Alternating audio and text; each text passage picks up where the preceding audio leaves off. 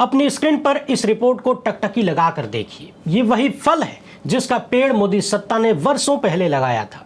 बार बार तमाम जानकारों ने, अर्थशास्त्रियों ने, राजनीतिज्ञों ने, सब ने आगाह किया, सावधान किया, बताया कि जो आप कर रहे हैं वो ठीक नहीं है। मगर कहा जाता है कि सत्ता का गुरूर जब माथे पे चढ़ जाए तो अहम ब्रह्मास्मि का भाव प्रचंड स्तर को छू लेता है। दुनिया में हम ही हम हैं, यही समझ में आने लगता है। लेकिन सत्ताधारियों के अहम ब्रह्मास्मि के भाव ने देश का कैसा बेड़ा गर्क करना शुरू किया है, उसका एक छोटा सा नमूना ये रिपोर्ट दिखा रही है। यहां बताया गया है कि देश की 11 बड़ी सूचीबद्ध कंपनियों में नई भर्तियां लगभग 27% घट गई हैं। जी हां, 2023-24 के मुकाबले 25-26 में बड़ी बड़ी कंपनियों में 27% नई भर्तियां घट गई हैं। यह आंकड़ा अपने आप में बहुत बड़ा है।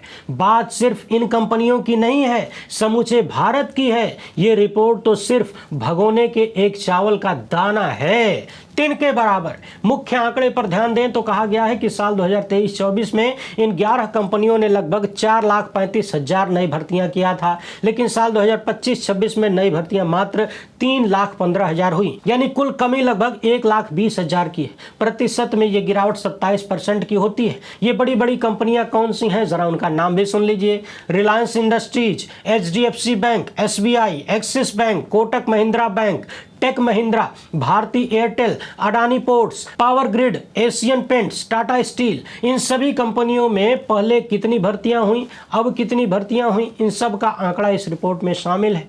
बताया गया है कि अकेले टाटा स्टील में लगभग नई भर्तियों में 66% की कमी आई है। HDFC बैंक में करीब 49%, रिलायंस में 41%, कोटक महिंद्रा में 38%, भारती एयरटेल में 37%, अडानी पोर्ट्स में 34%, एशियन पेंट में 30% और एक्सिस बैंक में 22%। यह रिपोर्ट बताती है कि कंपनियां कम भर्ती करके लागत घटा रही हैं। अब आप कहेंगे कि यदि लोग नहीं रहेंगे तो काम कैसे होगा, तो बताया जा रहा है कि कम कर्मचारियों से ज्यादा उत्पादन चाहती हैं ये कंपनियां। यानी जिनको नौकरी मिल गई उनकी तो हालत खराब है ही, जो पहले से नौकरी में हैं या फिर जिनको अभी थोड़ी बहुत मिली है उनकी भी हालत खराब होने वाली है, क्योंकि उन्हें ज्यादा काम करना होगा, उनका शोषण होगा। बहुत सारी जगहों पर ऑटोमेशन के कारण भी नौकरियों के कम होने की बात हो रही है। AI के प्रयोग को भी आधार बताया जा रहा है। कुछ सेवाएं थर्ड पार्टी एजेंसी को देने के कारण भी नौकरियों में कमी की चर्चा है। यानी बड़े स्तर पर प्राइवेट सेक्टर में नौकरियां घट रही हैं। इसे लेकर कांग्रेस नेता जयराम रमेश ने लिखा है कि हम जो बार बार कह रहे थे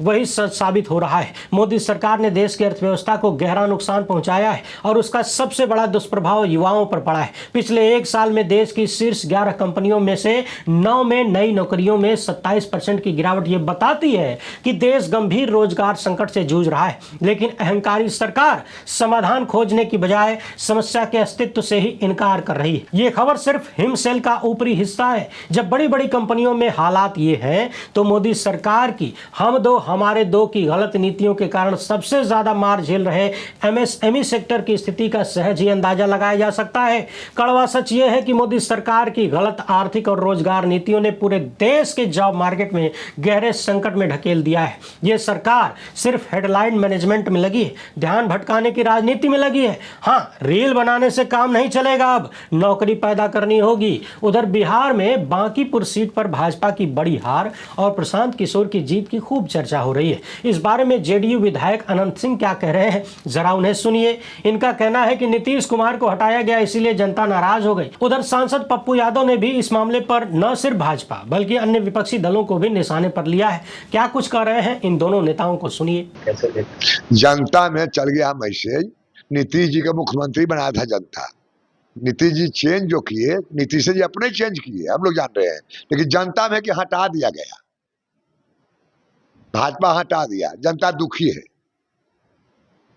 क्या लगता है कि भाजपा के द्वारा हटाए जाने की वजह से ये हार हुई? हाँ, लेकिन भाजपा हटाया है ना, लेकिन जनता में मैसेज ये है कि नीतीश जी के मंजूरी हटा दिया गया है तो वोट नहीं दिया।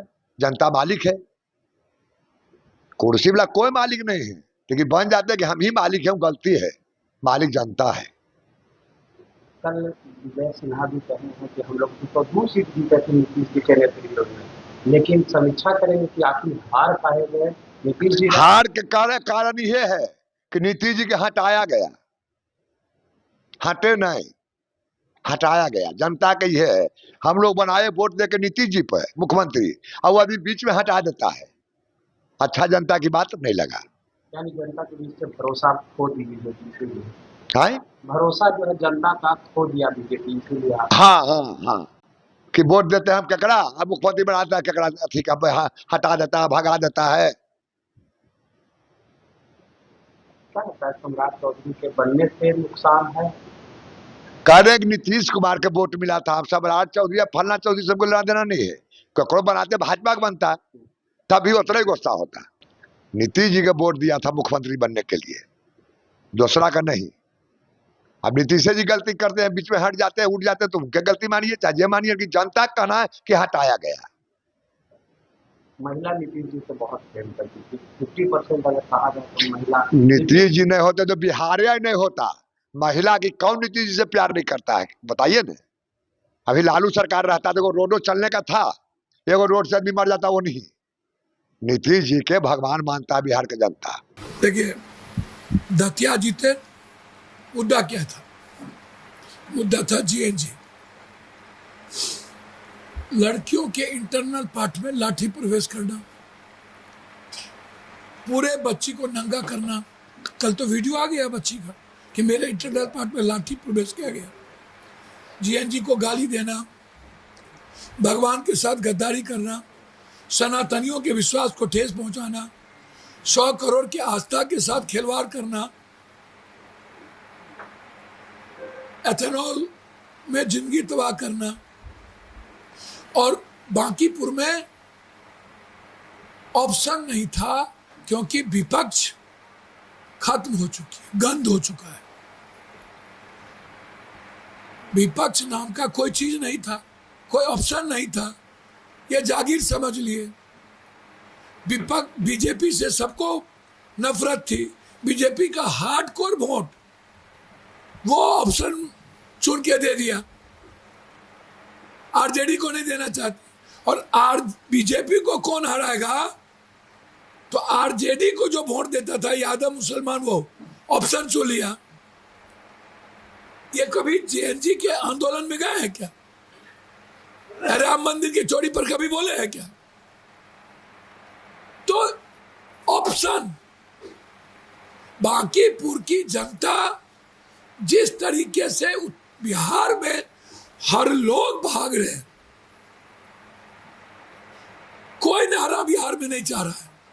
अच्छे लोग, अपराधी, माफिया, पदाधिकारी, नेता, ये 4 आदमी। इसके अलावा बिहार में कोई रहने, अभी हमको बोला एक बच्चा, 5 साल का बच्चा, उतरते ही। तो ऑप्शन नहीं था, विपक्ष खत्म हो चुकी है, कोलैप्स कर चुका है, तो एक ऑप्शन में वोट दे दिया लोगों ने। दत्या, तो ये जीएनजी भगवान और हनुमान जी को नचाने का प्रतिफल है। और नचाइए हनुमान जी को, और राम का गुड्डी उड़ाइए, और डकैती करिए मंदिरों में, केदारनाथ में, बद्रीनाथ में, और आप कपड़े फाड़िए जीएनजी को। तो कोई अवसर नहीं था। मैदान में भैया, मैंने तो पहले कहा, उन्हीं के जो पिता ने उसका सत्कर्म किया, ये कुकर्म करके आज पूरे बिहार के सामाजिक, राजनीतिक संघर्ष और विचार को नाश किया। और बीजेपी के खिलाफ गुस्सा थी जीएनजी को, सभी जात के जीएनजी ने ऑप्शन चुन लिया। सर, आज आप गए थे जो कार्यपालक पदाधिकारी परिजनों से अब वहां जाने के बाद उसका बेटा कह रहा है कि अंकल, मेरे पापा को तरपा तरपा मारा है, आप मार देना, तरपा तरपा। पत्नी कह रही है कि मेरे हस्बैंड को पूरी साजिश के तहत मारी गई। उसका परिवार कह रहा है कि हम लोग पूरा पटना छोड़ रहे हैं, अब हम लोग नहीं रहेंगे, आप भी अपने बेटे को कभी बिहार आने मत दीजिएगा, नहीं तो नहीं बचेगा। उसका 5 साल का बेटा कह रहा है कि अंकल हम लोग अपना घर बेच के जा रहे हैं, वीडियो पर है। ड्राइवर की पत्नी कह रही है कि जबरदस्ती हमको हमारे हस्बैंड से बयान दिया गया, गाड़ी गड्ढा में गिरा हुआ है, एक आदमी ड्राइवर पीछे से वार कर नहीं सकता। वो गेट जब खोल के रोड पर गाड़ी लगाया है, 2 घंटे में आप कैसे कह दोगे कि बिना पोस्टमार्टम के, बिना नार्को टेस्ट के एक आदमी को मार ही नहीं सकता। गोली तो मार नहीं दिया तुरंत, तो रूटली मारा गया तो कई आदमी है, और यदि रोड पर गाड़ी लगा के मारा तो गड्ढा में गाड़ी कैसे है? विधायक पर आरोप है। तो सब कुछ भैया ये तो जांच का विषय है। आरोप लगा है तो इसीलिए तो जल्दीबाजी हो गई। बिल्कुल मेरा मानना है इसमें 3 से 4 लोग मारने में थे। ड्राइवर अकेला नहीं मार सकता, साजिश का हिस्सा हो भी सकता है, नहीं भी। पत्नी ने जो बात कही उसको दबाने की कोशिश की गई। ड्राइवर की पत्नी ने तो साफ कह दिया कि मेरे पति को जबरदस्ती बुलवाया गया। आज आप लोग सड़कों पे भी- हम सीबीआई की इंक्वायरी की मांग की है और उसके बच्चे को 2 करोड़ रुपया। आज आप लोग सड़कों पे भी उतरने वाले हैं सर। राहुल गांधी जी का जो निर्देश है, पूरे भारत में जो जीएनजी आंदोलन कर रहे थे, उस परिवार को जाके बजरंग दल और विश्व हिंदू परिषद वाले धमका रहे हैं, डरा रहे हैं, जबरदस्ती माफी मंगवा रहे हैं, उसकी मां को डरा रहे हैं, थाना डरा रही है। पूरे देश में जो आज आंदोलनकारी पर एक तो हमला हुआ, अमित शाह जी बोल नहीं रहे हैं, ना मंदिर पर बोल रहे हैं, ना किसी पर। तो इन मुद्दों को लेकर आज छात्र अध्यक्ष विनोद जाखड़ के नेतृत्व में एक मार्च है मुख्यमंत्री हाउस, करो मरो के साथ। ये बड़ी लड़ाई है।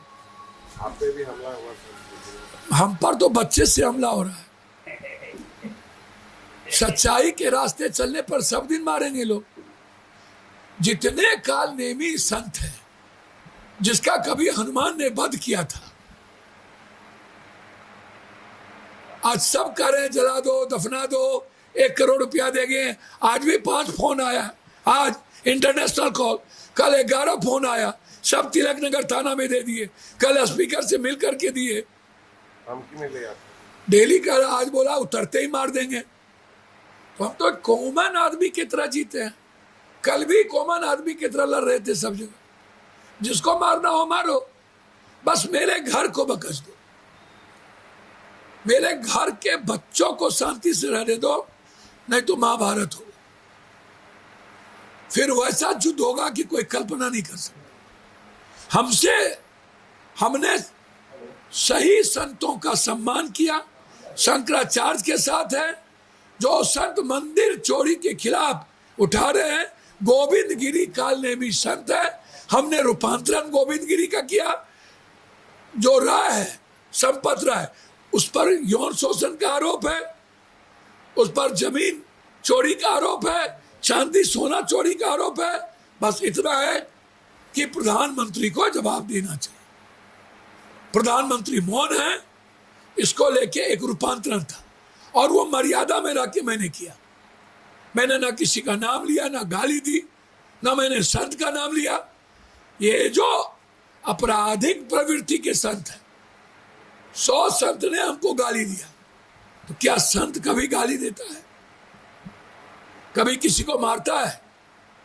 ये लोग हनुमान को नचाए, ये लोग राम को पतंग उड़ाए,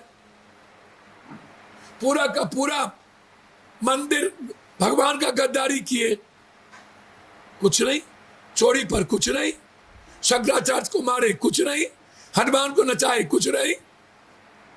आप पप्पू यादव को मारो तो आप मारो, जब तक मैं जिंदा रहूंगा 100 करोड़ आस्था के साथ और सनातनी होने के नाते मंदिर के साथ गद्दारी नहीं होने दूंगा।